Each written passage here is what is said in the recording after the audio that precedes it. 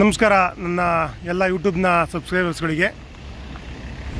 ವಿಡಿಯೋಗಳನ್ನ ನೋಡುವಂಥವ್ರು ಹೆಚ್ಚಾಗಿ ಸಬ್ಸ್ಕ್ರೈಬ್ಸ್ಗಳನ್ನು ಮಾಡಿ, ಲೈಕ್ ಕಮೆಂಟ್ ಮಾಡಿ ಮತ್ತು ಮಾಹಿತಿಗಳನ್ನು ಹೆಚ್ಚಾಗಿ ಶೇರ್ ಮಾಡಿ ಅಂತ ಹೇಳ್ತಾ, ನಾನಿವಾಗ ಕಳೆದ ತಿಂಗಳು ಜೂನ್ ತಿಂಗಳಿನಲ್ಲಿ ಸಕಲೇಶಪುರ ಭಾಗದಲ್ಲಿ ಆದಂಥ ಲ್ಯಾಂಡ್ಸ್ಲೈಡ್ಸ್, ಈ ದೊಡ್ಡತಪ್ಲೆ ಎನ್ನುವಂಥ ಜಾಗದಲ್ಲಿ ಎಲ್ಲ ಮಿನಿಸ್ಟ್ರುಗಳು ಬಂದೋದಂಥ ಜಾಗ, ಅದಕ್ಕೆ ಹೈಲೈಟ್ ಮಾಡ್ತಾಯಿದ್ದೇನೆ.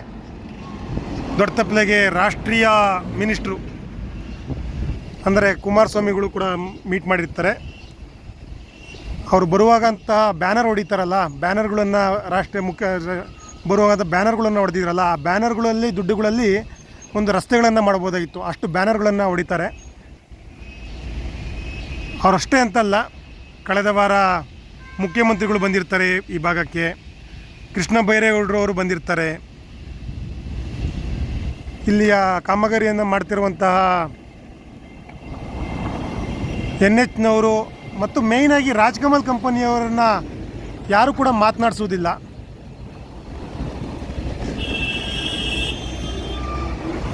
ರಾಜ್ಕಮಲ್ ಕಂಪನಿಯವರು ಕೆಲಸ ಮಾಡ್ತಿರೋದು, ಅವರನ್ನು ಮುಂಚೂಣಿಗೆ ತಗೊಂಡು ಈ ಕಾಮಗಾರಿ ಯಾಕೆ ಈ ಥರ ಆಗ್ತಾಯಿದೆ, ಕಾರಣ ಏನು, ನೀವು ಮಾಡ್ತಿರೋವಂಥ ರಸ್ತೆ ಯಾಕೆ ಈ ಥರ ತೊಂದರೆಗಳನ್ನು ಕೊಡ್ತಾ ಇರೋ ಜನಗಳಿಗೆ ಅನ್ನೋದ್ರ ಬಗ್ಗೆ ಯಾರೂ ಕೂಡ ಮಾಹಿತಿಯನ್ನು ಶೇರ್ ಮಾಡ್ತಾಯಿಲ್ಲ.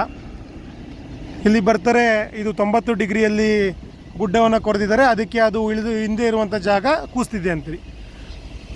ಅದನ್ನು ಕೊರೆಯುವಂಥ ಜಾಗಕ್ಕೆ ಎಷ್ಟು ಎತ್ತರವಾಗಿ ಒಂದು ತಡೆಗೋಡೆ ಅಂತ ಕಟ್ಟಬೇಕು ಅನ್ನುವಂಥದ್ದು ಮಾಹಿತಿ ಇಲ್ಲವಾ, ಅಥವಾ ಇದೊಂದೇ ರಸ್ತೆನ ಇಡೀ ದೇಶದಲ್ಲಿ ಮಾಡ್ತಿರೋವಂಥದ್ದು? ಬೆಂಗಳೂರಿನಿಂದ ಚೆನ್ನೈಗೆ ಕೇವಲ 262 ಕಿಲೋಮೀಟರ್ ರಸ್ತೆಯನ್ನು ಕೇವಲ 2.5 ಗಂಟೆ ಕಾಲದಲ್ಲಿ ಹೋಗುವಂಥ ರಸ್ತೆಗಳನ್ನು ಮಾಡ್ತಾ ಇದ್ದೇವೆ. 262 ಕಿಲೋಮೀಟರ್ ರಸ್ತೆ 17,000 ಕೋಟಿಯನ್ನು ಕೊಟ್ಟು ಮಾಡಿಸ್ತಾ ಇದ್ದೇವೆ ಅಂತೇಳಿ ಅಂತ ಮಾಡಿಸ್ತಾರೆ. ಅದಕ್ಕೆ ಅಲ್ಲಿಗೆ ಇವತ್ತಿನ ನಮ್ಮ ರಾಜ್ಯದ ಸಂಪತ್ತನ್ನು, ಮಂಗಳೂರು ಕಡಲ ನಗರಿಗೆ ಬರುವಂಥ ದುಡ್ಡುಗಳನ್ನು, ಉಡುಪಿ ನಗರ ಭಾಗಕ್ಕೆ ಬರುವಂಥ ದುಡ್ಡುಗಳನ್ನು ಚೆನ್ನೈ ಭಾಗಕ್ಕೆ ಅಂದರೆ ತಮಿಳುನಾಡು ಭಾಗಕ್ಕೆ ಕೊಡಲಿಕ್ಕೆ ನಮ್ಮ ರಾಜ್ಯ ಸರ್ಕಾರಗಳು ಮುಂದೆ ನಿಂತಿದ್ದಾವೆ ಅಂತೇಳಿ ಅಂತ. ಯಾವುದೇ ಸರ್ಕಾರ ಆಗಿರಲಿ, ನಾನು ಹೇಳುವಂಥದ್ದು ಆಲ್ರೆಡಿ ಒಂದು ರಸ್ತೆಗಳು ಇರುವಾಗಲೇ ಎರಡನೆಯ ಒಂದು ರಾಷ್ಟ್ರೀಯ ಹೆದ್ದಾರಿ ಕೇವಲ 2.5 ಗಂಟೆ 262 ಕಿಲೋಮೀಟರಲ್ಲಿ ಹೋಗುವಂಥ ರಸ್ತೆಗಳನ್ನು ಮಾಡ್ತಿದ್ದಾರೆ. ನಾವಿವಾಗ ಹಾಸನದಿಂದ, ಬೆಂಗಳೂರಿನಿಂದ ಹಾಸನಕ್ಕೆ, ಸಕಲೇಶಪುರಕ್ಕೆ 220 ಕಿಲೋಮೀಟರನ್ನು ಕೇವಲ 2.5ರಿಂದ 3 ಗಂಟೆ ಕಾಲದಲ್ಲಿ ಬರ್ತೇವೆ.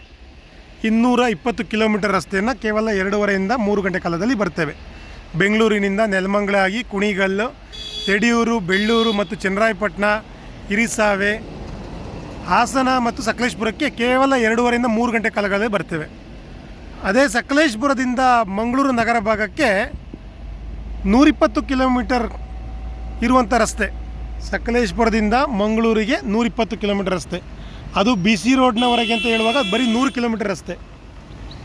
ಈ 100 ಕಿಲೋಮೀಟರ್ ರಸ್ತೆಯನ್ನು ನಾವು ಹೋಗಲಿಕ್ಕೆ ಸರಿಸುಮಾರು 4 ಗಂಟೆಗಳನ್ನು ತಗೊಳ್ಕೊಳ್ತಾ ಇದ್ದೇವೆ.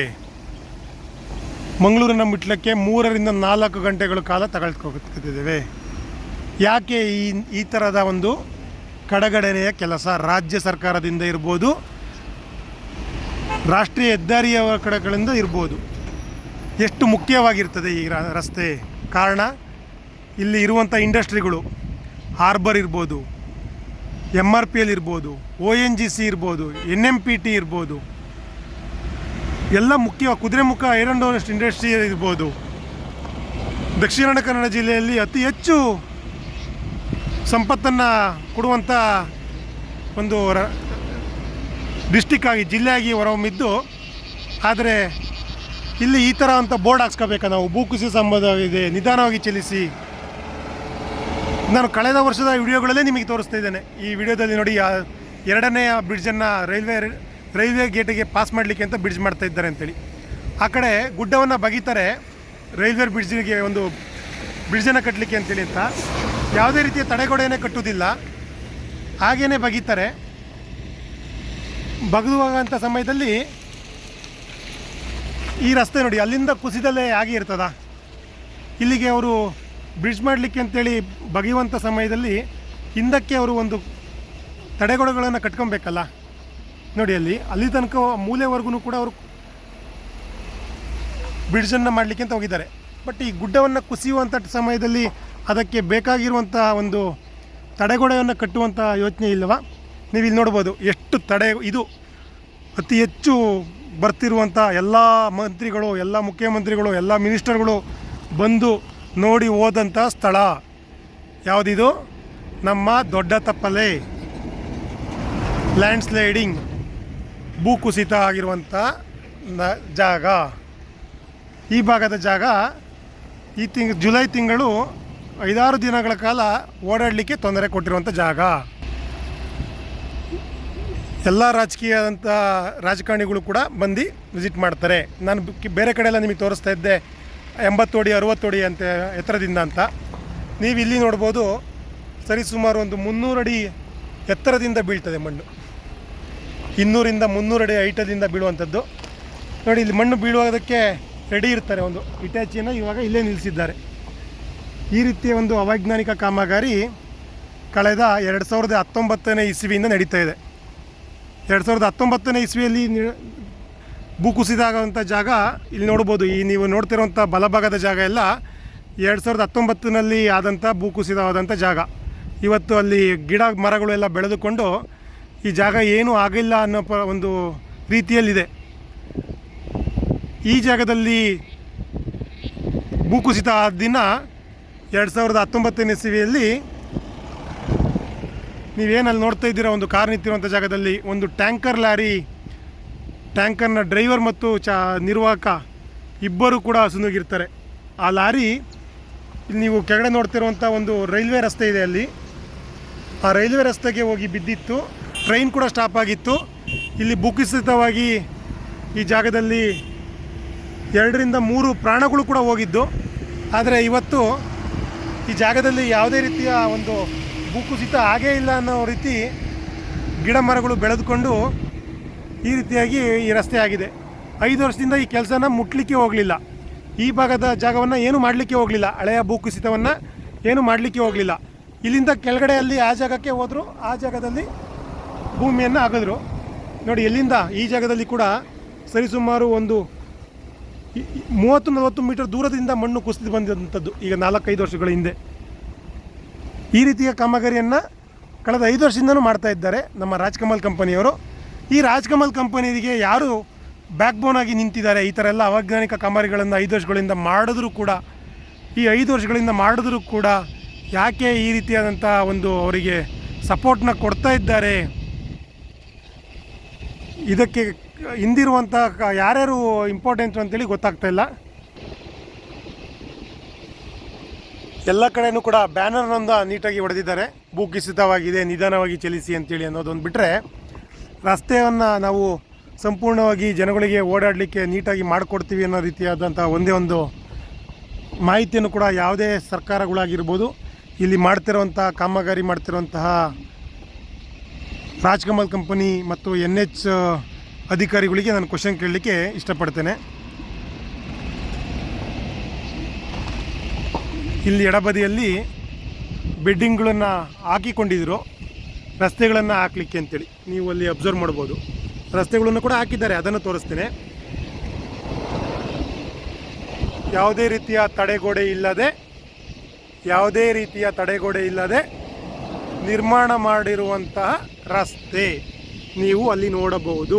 ಸಿಮೆಂಟ್ ರಸ್ತೆ ಆಗಿದೆ, ಸಂಪೂರ್ಣವಾದ ರಸ್ತೆ ಮುಚ್ಚಿ ಹೋಗಿದೆ. ಇದು ನಮ್ಮ ರಾಜ್ಕಮಲ್ ಕಂಪನಿಯವರು ಮಾಡುತ್ತಿರುವಂತಹ ಕೆಲಸ.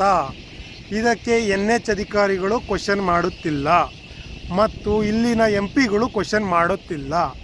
ಇದಕ್ಕೆ ಕಾರಣ ಯಾರು? ಇದಕ್ಕೆ ಅವರಿಗೆ ಸಪೋರ್ಟ್ ಮಾಡುತ್ತಿರುವಂಥ ಬ್ಯಾಕ್ ಬೋನ್ ಸಪೋರ್ಟರ್ಸ್ಗಳು ಯಾರು? ಇದಕ್ಕೆ ಆನ್ಸರ್ ಮಾಡಬೇಕಾಗಿರುವಂಥದ್ದು ಮುಖ್ಯವಾಗಿರ್ತದೆ.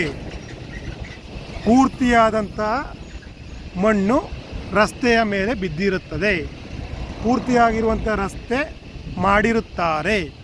ಅದಕ್ಕೆ ನೀವು ನೋಡಬಹುದಾದಂಥ ವಿಡಿಯೋದಲ್ಲಿ ನೀವು ನೋಡಬಹುದು. ನೋಡಿ, ಅಲ್ಲಿ ರಸ್ತೆ ಆಗಿದೆ, ಮೇಲ್ಗಡೆ ಪೂರ್ತಿಯಾಗಿರುವಂಥ ರಸ್ತೆ ಮೇಲೇ ಗುಡ್ಡಗಳು ಕುಸಿತಿರುತ್ತದೆ. ನಾನು ನಿಮಗೆ ಹೇಳಿದೆ, ಇಲ್ಲೊಂದು ರಸ್ತೆ ಇದೆ ನೋಡಿ. ಇಲ್ಲಿ ಈ ರಸ್ತೆಯಿಂದ ಬಲಭಾಗದಲ್ಲಿ ನಾವು ಇಲ್ಲಿ ಹೋದರೆ ಈ ಕೆಳಗಡೆ ಲ್ಯಾಂಡ್ ಸ್ಲೈಡಿಂಗ್, ದೊಡ್ಡ ತಪ್ಪಲೆಯಲ್ಲಿ ನಾವು ಲ್ಯಾಂಡ್ ಸ್ಲೈಡಿಂಗ್ ಆಗುವಾಗ ಈ ರಸ್ತೆಯಿಂದ ಹೋದರೆ ನಾವು ಹಾರ್ಲೆ ಎಸ್ಟೇಟ್ ಮಾರ್ಗವಾಗಿ ಆನಬಳ್ಳು ರೋಡಿಗೆ ಅಂದರೆ ಸಕಲೇಶಪುರವನ್ನು ತಲುಪ್ತಿದ್ವಿ ಈ ರಸ್ತೆಯಿಂದ. ಮೊನ್ನೆ ಈ ರಸ್ತೆಯಲ್ಲಿ ಕೂಡ ಒಂದು ದೊಡ್ಡ ಲ್ಯಾಂಡ್ಸ್ಲೈಡ್ ಆಗಿದೆ. ಅದು ಎಲ್ಲರೂ ನೋಡಿರುವಂಥ ವಿಡಿಯೋ. ಅದು ಲ್ಯಾಂಡ್ಸ್ಲೈಡಿಂಗ್ ಆಗಿರುವಂಥದ್ದು ರಸ್ತೆ ಮಾಡಲಿಕ್ಕೆ ಆಗಿರೋವಂಥದ್ದಲ್ಲ, ಅದಾಗಿರುವಂಥದ್ದು ನಮ್ಮ ಎತ್ತಿನ ಏಳು ಯೋಜನೆ. ಯಾವ ಸರ್ಕಾರಗಳು ಬರಲಿ ಅದರಲ್ಲಿ ಎಲ್ಲ ಸರ್ಕಾರಗಳಿಗೂ ಕೂಡ ದುಡ್ಡು ಇರುವುದರಿಂದ ಅದು ಸ್ಟಾರ್ಟ್ ಆಗಿರುವಂಥದ್ದು 7,000 ಕೋಟಿ. ಇಲ್ಲಿ ಇವತ್ತು ಅದು ನಡೀತಿರುವಂಥ ಕಾಮಗಾರಿ 30,000 ಕೋಟಿಗೆ ಹೋಗಿದೆ. ನೋಡಿ, ಇಲ್ಲಿ ಇವತ್ತಿಗೂ ಕೂಡ ಲ್ಯಾಂಡ್ ಅಕ್ವಿಸಿಷನ್ ಆಗಲಿಲ್ಲ. ಈ ಮನೆ ರಸ್ತೆ ಮಾತ್ರ ಅಲ್ಲಿ ತನಕ ಹಾಕಿದ್ದಾರೆ. ಈ ಮನೆ ಸ್ವಲ್ಪ ಬಗೆದು ಬಿಟ್ಟಿದ್ದಕ್ಕೆ ಅಲ್ಲಿ ಕೂಡ ಅದು ಡ್ರಾಪ್ ಆಗಿದೆ, ಲ್ಯಾಂಡ್ಸ್ಲೈಡ್ ಆಗಿದೆ.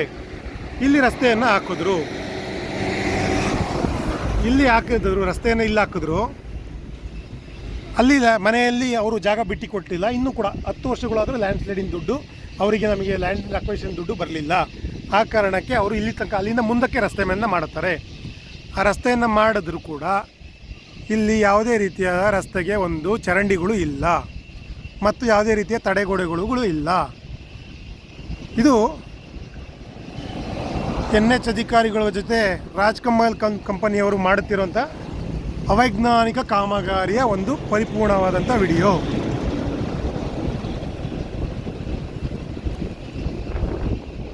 ಮೂರ್ನಾಲ್ಕು ವಿಡಿಯೋಗಳನ್ನು ಮಾಡಿದ್ದೇನೆ. ಅತಿ ಹೆಚ್ಚು ಜಾಗದಲ್ಲಿ ಲ್ಯಾಂಡ್ಸ್ಲೈಡಿಂಗ್ ಆಗಿರೋ ನೋಡಿ. 10 ಕಿಲೋಮೀಟರ್ ಕೂಡ ಒಂದೇ ಒಂದು ಭಾಗದಲ್ಲಿ ಕೂಡ ಒಂದು ಸಮಾರೋಹವಾಗಿ ಸಾಕ್ತೀವಿ ಅನ್ನೋ ಒಂದು ಇದಿಲ್ಲ. ಅಂದರೆ ಕಂಪ್ಲೀಟಾಗಿ ದೋಣಿಗಲ್ಲಿಂದ ಅಥವಾ ಸಕಲೇಶಪುರ ಬೈಪಾಸ್ನಿಂದ ಮಾರನಹಳ್ಳಿವರೆಗೆ ಕೇವಲ 12ರಿಂದ 13 ಕಿಲೋಮೀಟರ್ಸ್.